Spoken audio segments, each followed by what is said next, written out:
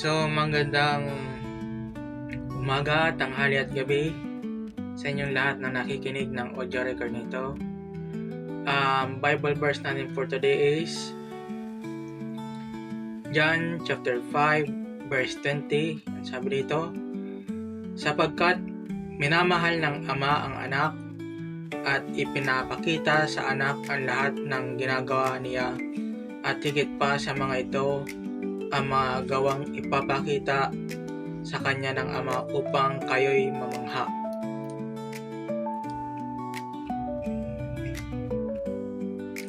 Sunod na Bible verse is Deuteronomy chapter 7 verse 9. Isipin ninyo na ang Panginoon na inyong Diyos ay isang Diyos. Matapat siya at tinutupad niya ang kanyang kasunduan hanggang sa mga salinlahi na mga nagmamahal sa kanya at sumusunod sa kanyang mga utos.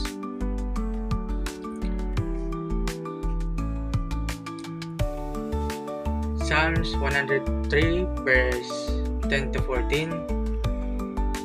Di katumbas ng pagsuway kung siya ay magparusa, hindi tayo sinisingil bagamat tayo'y may sala. Ang agwat ng lupa't langit sukatin may hindi kaya. Gayon ang pag-ibig ng Diyos sa may takot sa Kanya. Kung gaano kalayo ang silangan sa kanluran, gayon din niya inalis sa atin ang ating mga kasalanan. Kung paano nahabag ang Ama sa anak, gayon siya nahabag sa may takot sa Kanya. Alam niya na alabok itong ating pinagmulan at sa alabok din naman ang ating kahantungan.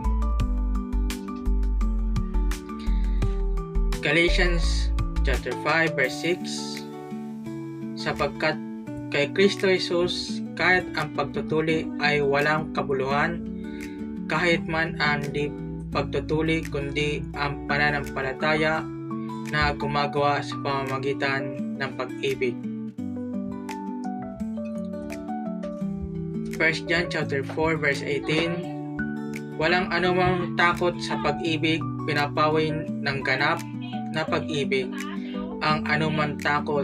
Kung natatakot man ng isang tao, ito'y dahil sa takot na maparusahan, at ipinapakita lang nito na hindi palubos na natupad sa kanya ang pag-ibig.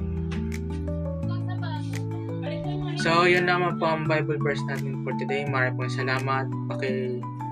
Like, share, and support na rin. Maraming salamat and God bless. Yun lang.